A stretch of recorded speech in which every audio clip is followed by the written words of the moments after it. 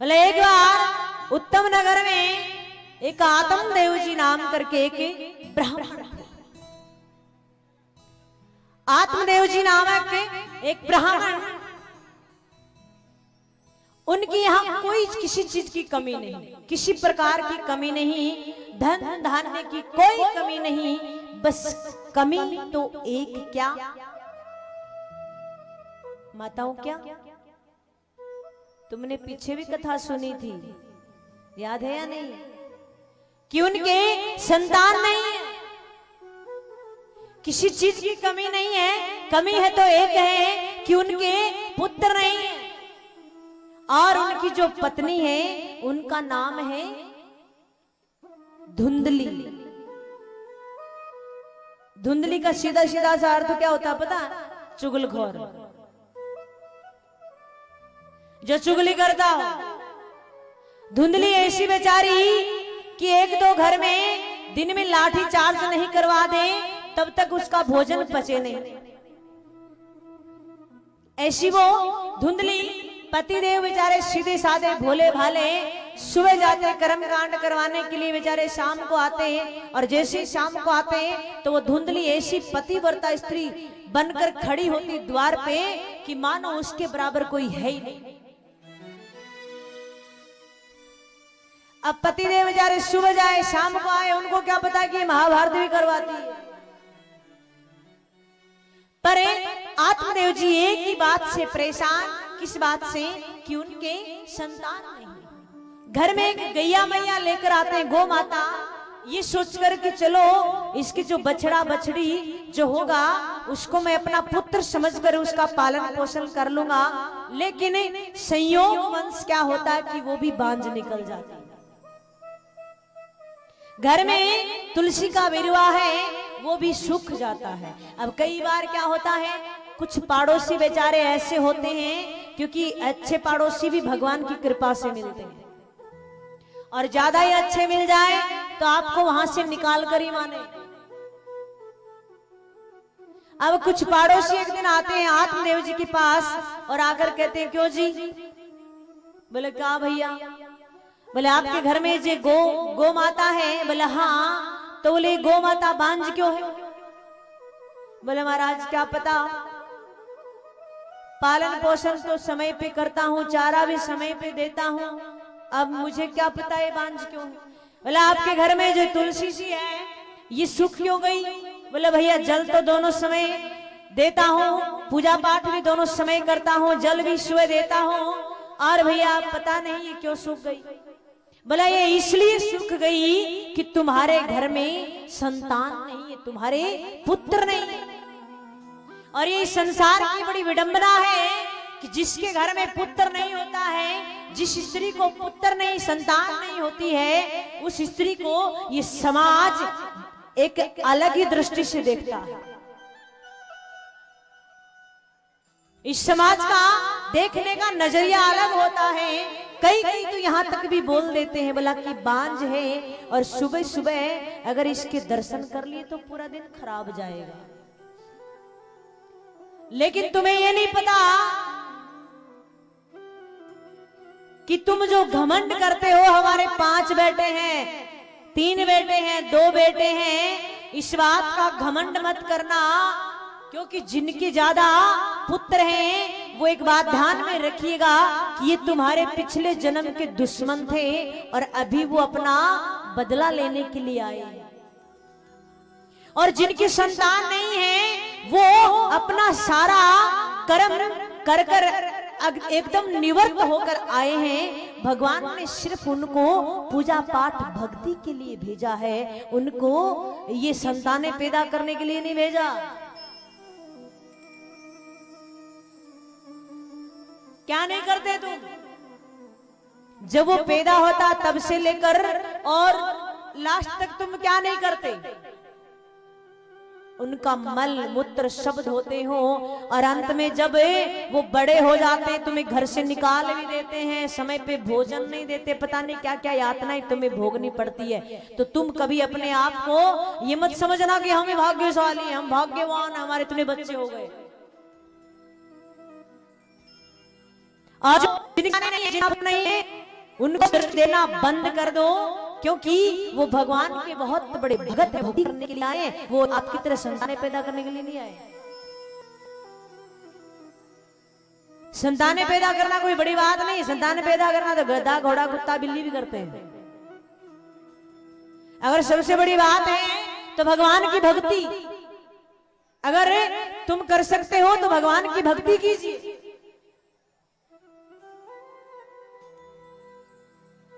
उसने कहा पड़ोसी ने कि ये सब इसीलिए हो रहे हैं कि तुम्हारे यहां संतान नहीं है।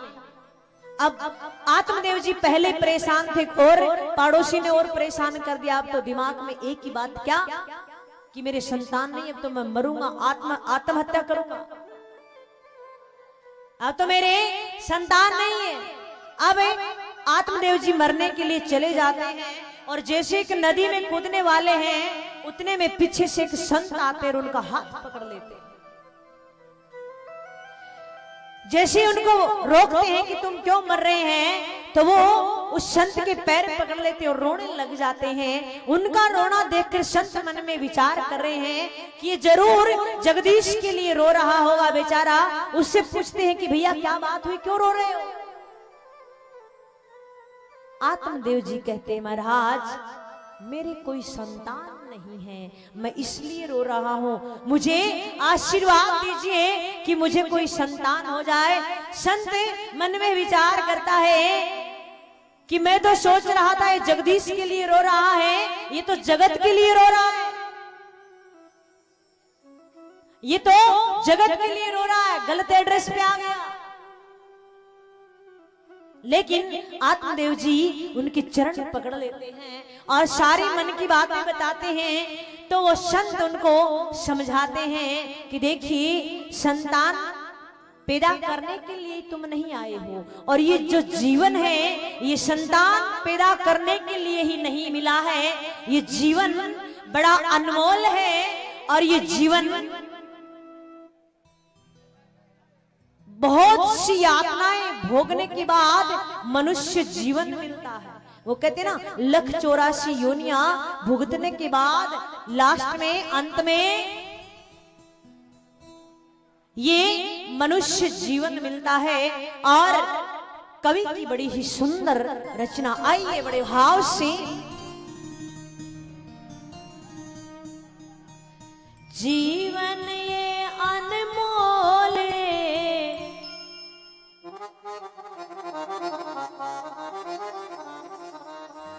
सभी एक साथ मिलकर भाव से झूमेंगे, और आप झूमेंगे नहीं तो मैं भजन बीच में बंद कर दूंगी। सभी झूमेंगे। जीवन ये अनमोल रे तूने यूं ही गुजारा, हाय तूने यूं ही गुजारा। ये मनुष्य जीवन बड़ा अनमोल है, इसकी महत्ता को समझिए, इसका क्या कार्य है, आप क्यों आए हैं, आपका कर्तव्य क्या है, आप इनको जानिए। ये सभी बात बताते हैं। संतों ने आत्मदेव जी को एक भी समझ नहीं आती। वो बोलते हैं आत्मदेव जी की महाराज मेरे संतान नहीं है, और मेरे संतान नहीं है तो मेरा पिंडदान कौन करेगा? संत समझाते हैं कि जिनके संतान है उनका तो पिंडदान हो जाता है। क्या पिंडदान मरने के बाद नहीं होता, पिंडदान तो जीते जी हो जाता है। और पिंडदान दूसरा नहीं करता, तुम स्वयं कर सकते हो। तो ये भ्रम में मत रहिए कि हमारे संतान होगी वो पिंडदान करेगी। नहीं, तुम्हारे संतान होगी वो तो पता क्या करते हैं, अंत में एक खोपड़ी में डंडा मारते हैं और 2 टुकड़े हो जाते हैं। अंत में भी वो यही करते हैं, जीते जी तो डंडे मारते सो मारते हैं, मरने के बाद भी मारते हैं। तो कहा बोला मेरे संतान नहीं है, पिंडदान कौन करेगा? संत बहुत बहुत समझाते लेकिन एक समझ में नहीं आती है।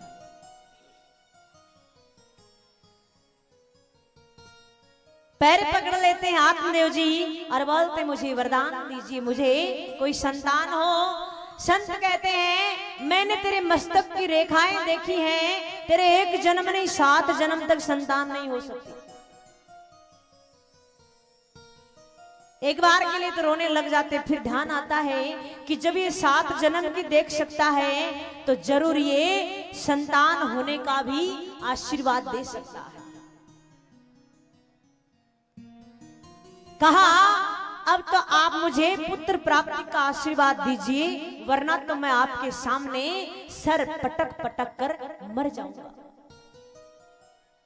संत बेचारे दयालु होते, संत ने कहा ठीक है।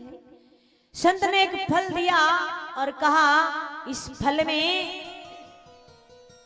मैंने आज तक जो तपस्या करी उसका तेज इसमें डाल दिया है, और ये ले जाकर अपनी पत्नी को दे देना, और इससे एक दिव्य संतान की प्राप्ति होगी।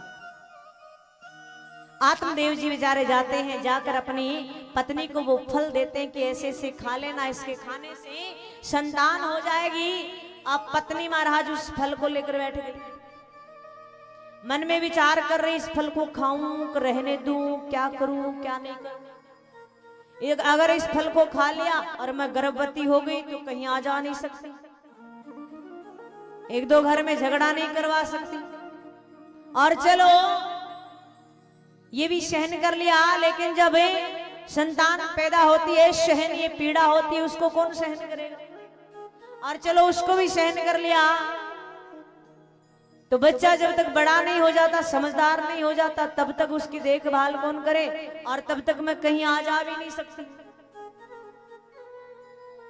ये बैठे बैठे विचार कर रही, इतने में क्या होता है उसकी एक सहेली आ जाती है, और जैसे वो सहेली आती है, सहेली से सारा हाल बता देती, पूरी बातें बता देती। सहेली कहती देख बहन, तेरे यहाँ धन की कमी नहीं है और मेरे यहाँ संतान की कमी नहीं है, तू मुझे धन दे देना और बदले में मैं तेरे को संतान दे दूंगी। अभी मैं 9वें गर्भ से चल रही हूं, और तेरे पति से बोल देना कि मैं संतान पैदा मेरी सहेली के यहां करूंगी। बोला ठीक है। आत्मदेव जी को बोल दिया कि वो फल मैंने खा लिया।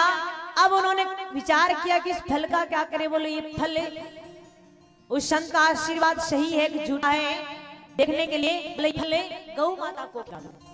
गौ माता को फल खिला दिया, समय के अनुसार इधर से गौ माता भी गर्भवती हो जाती है, और इधर से वो एक बच्चे को अपने सहेली से ले आती है। नामकरण करने की जब होते हैं तो धुंधली बोलती नहीं मेरा है नाम मेरे। बोले क्या धुंध बार ऐसा ही हो जाता है ना, हम जबरदस्ती करते महाराज पुत्र नहीं है, संतान नहीं है, क्या होगा। भगवान से जबरदस्ती करते फिर वो हो भी जाती है और वो बड़ी नालायक निकलती है। इसलिए भगवान से जोर जबरदस्ती नहीं करनी चाहिए। भगवान से हाल में रख रहे हैं, जैसे भी रख रहे हैं अच्छे रख रहे हैं, भगवान से भी जबरदस्ती चाहिए। अब आत्मदेव जी ठान कि मेरा कितना शुद्ध पवित्र घर था और किसा घर बना दिया। लेकिन गोविंद बैठे, बोला पिताजी, क्योंकि प्रेम से वो भी पिताजी बोलते थे कि काफी समय से मैं आपको देख रहा हूँ, आप बड़े उदास लग रहे हैं, परेशान लग रहे हैं, क्या बात है। जी ने बताया गोविंद साहब आपकी उम्र हुई है, निंद्रा रानी आया। प्रेम से बोली राधे राधे। ऐसे नहीं, बरसाने तक आवाज जानी चाहिए, राधे राधे बोलिएगा राधे राधे। थोड़ी देर की बात है भैया, निंद्रा रानी नहीं लेनी है। अब घर में कौन बचते हैं? दो, धुंध और धुंधली का बेटा धुंधकारी, दोनों का साम्राज्य। अब क्या होता है, बेटा माँ से धन मांगे कि माँ धन दे, माँ दे देती, ले जा भाई बेटा तेरा ही, एक ही तो है। जिसके एक संतान हो, एक बेटा हो, उस माँ बाप को उसकी परवरिश में बड़ा ध्यान रखना चाहिए। जिसके एक हो, 2-4 हो, उसका कोई वो नहीं है, जिसके एक हो, क्योंकि बिगड़ता भी वही है जिसके एक है। क्यों?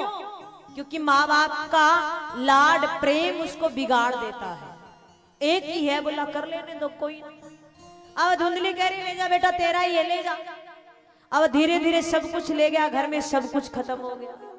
एक दिन आया, माँ से धन मांगा। माँ ने कहा बेटा नहीं है, गुस्से में आकर माँ को पीट देता है।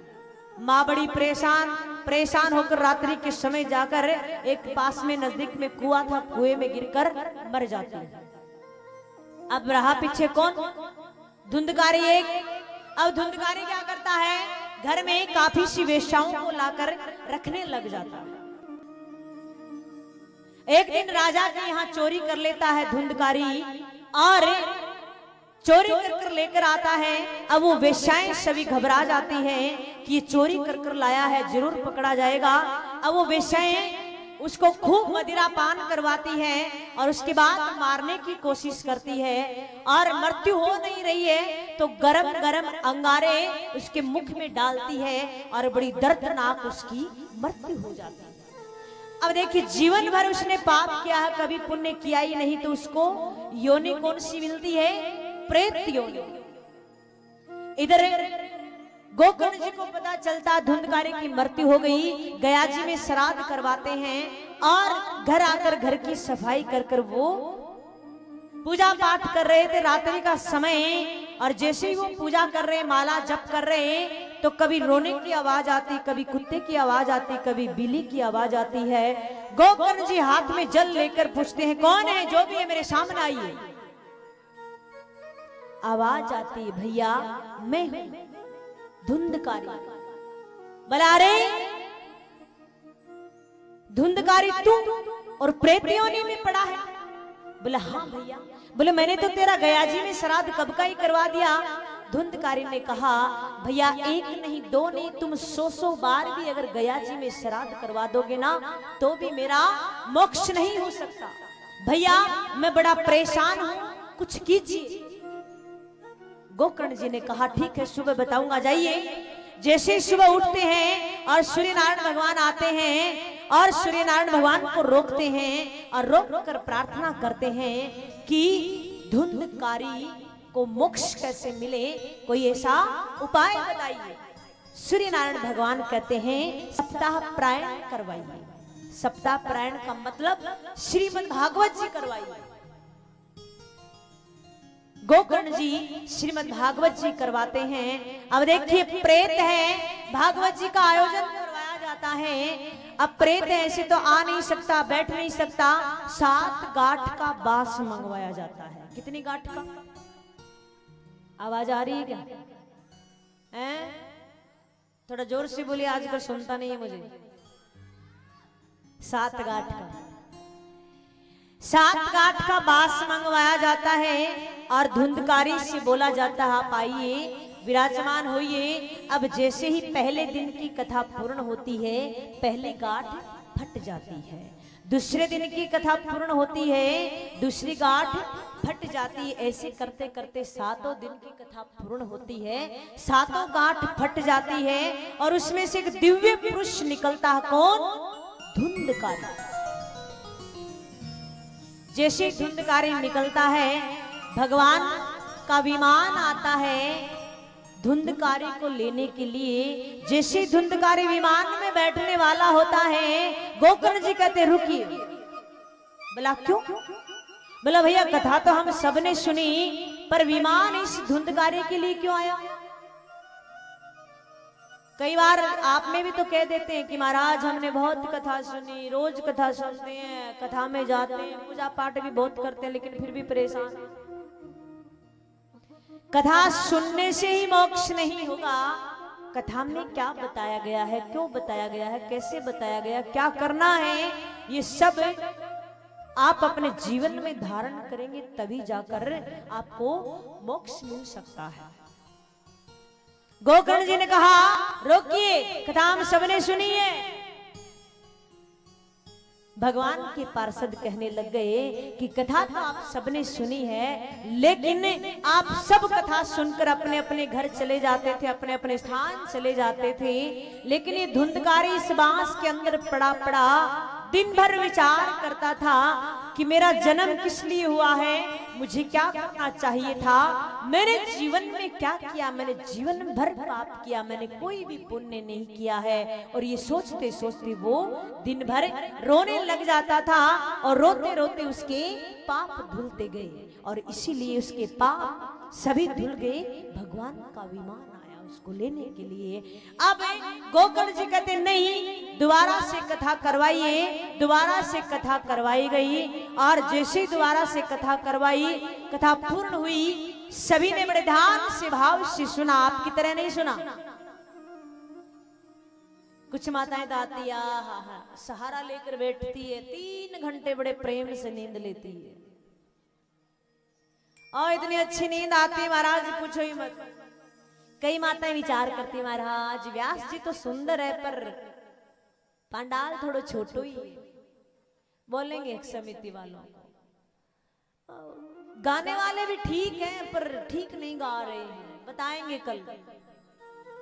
साउंड भी ठीक है, लाइट वाइट भी ठीक है, मतलब 3 घंटे उनके इन्हीं चीजों में चले जाते हैं। कुछ माताएं बेचारी सोकर, कुछ भक्त सोकर चले जाते हैं और कुछ का ध्यान घर पे रहता है। मैं तो कथा में आ गई महाराज, पीछे से बहू ने पता नहीं सब कुछ लुटा दिया होगा, वो सामली पाड़ोसन आ गई होगी, सब कुछ दे दिया होगा। आज मैं तो कथा में आ गई, कल नहीं आऊं। ध्यान कथा में नहीं है, ऐसे कल्याण नहीं हो सकता। और कुछ माताएं ऐसी सोती 3 घंटे और जैसे कथा विश्राम लेती है, पल्ला झाड़ कर कुछ तो सुना और कुछ सुना, वो झाड़ झूड़ कर लो भैया जैसी आई वैसी चल दी। घर वाले पूछते हाँ भाई कथा में गई, बोला गई क्या सुना, बोले महाराज ये तो याद नहीं, प्रसाद जरूर लाई। तो कहने का मतलब है आपको जो जो बताया जाता है वो जीवन में धारण कीजिए। जो जो आपको कि क्या करने से क्या होगा, इस जीवन में क्या करना चाहिए, ये मनुष्य जीवन क्यों मिला है, क्या करना चाहिए, कैसे करना चाहिए, ये सब आप यहाँ सुनेंगे और अपने आप पे धारण करेंगे, तभी जाकर कल्याण हो सकता है। करना खुद को पड़ेगा, बताना काम हमारा। तो दूसरी बार कथा करवाई गई और सभी के लिए जैसे दूसरे कथा करवाई दूसरी और पूर्ण हुई, सभी के लिए भगवान का विमान आया और सभी को अपने धाम लेकर चले गए। चारों तरफ जय जयकार होने लग गई। बोले कृष्ण कन्हैया लाल